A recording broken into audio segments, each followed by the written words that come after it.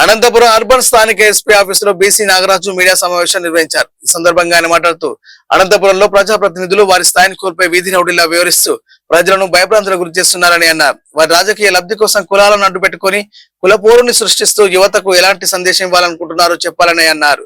అధికార party MLA MS రాజు చేసిన వ్యాఖ్యల్ని ఖండిస్తూ ప్రజాప్రతినిధులు మాట్లాడవలసిన మాటలు ఇవేనా అని ప్రశ్నించారు. రాజకీయ లబ్ధి కోసం ప్రజలను బలిపశులు చేస్తున్నారని బీసీ నాగరాజు డిమాండ్ చేశారు. ఉమ్మడి అనంతపూర్ జిల్లాలో ప్రజాప్రతినిధులు వీధి రౌడీల కంటే వారు వ్యవహరిస్తున్నటువంటి తీరు, వారు ఎన్నికైనటువంటి పదవి ఈరోజు ప్రజాప్రతినిధులుగా ఒక ఎమ్మెల్యేగా ఆ ఎమ్మెల్యేకు ఉండాల్సినటువంటి అర్హత వీరికి ఉందా లేదా అనేటువంటిది ఈరోజు ఉమ్మడి అనంతపూర్ జిల్లాలో. వీధి రౌడీలన్నా గతంలో చాలా హుందాగా వ్యవహరించేవారు. వీరు ప్రజా సమస్యల పట్ల ఏ రోజు గలం విప్పినటువంటి పరిస్థితి లేదు. ప్రతిపక్షం కానీ అధికార పక్షం కానీ ఈరోజు అనంతపూర్ జిల్లాలో రైతులు పడుతున్నటువంటి సమస్యలు కావచ్చు, ప్రభుత్వ ఆసుపత్రుల్లో మందులు లేక రోగులు పడుతున్నటువంటి ఇబ్బందులు కావచ్చు, ప్రైవేట్ కార్పొరేట్ విద్యా సంస్థలు జలగల్లా ఫీజులు వసూలు చేస్తూ ఉంటే అడిగేటువంటి పరిస్థితి కానీ, నగరంలో తాగడానికి మంచినీరు లేక ట్రాఫిక్లో ప్రజలు విలవిల్లాడుతూ ఉంటే అడిగేటువంటి నాతులు లేడు. ఇలా అనేక సమస్యలు కొట్టుమిట్టాడుతూ ఉంటే వీరు అచ్చొచ్చిన ఆంబోతుల్లాగా ఈరోజు పశువుల కన్నా ఒక నీతి ఉంటుంది, అవి ఎక్కడ పోట్లాడాలా ఎక్కడ ఉండాలా.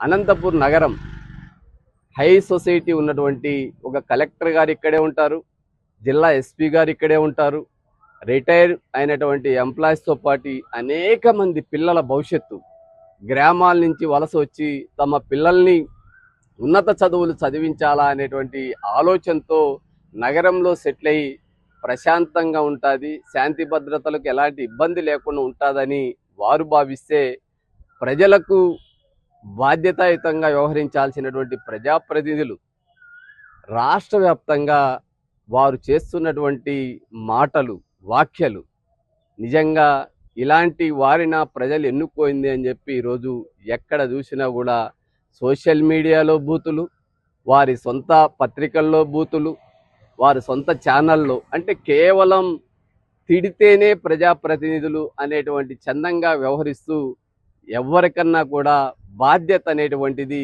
వీరు ఎందుకు ఈ విధంగా వ్యవహరిస్తున్నారంటే ప్రజలని మభ్యపెట్టి ప్రజలకు అభివృద్ధి సంక్షేమ ఫలాలు దక్కకోకుండా వీరు రెండు ముఠాలుగా ఏర్పడి ఎవరు అధికారంలో ఉంటే వారు వ్యాపారాలు చేసుకోవడానికి, ప్రకృతి సంపదను కొల్లగొట్టడానికి.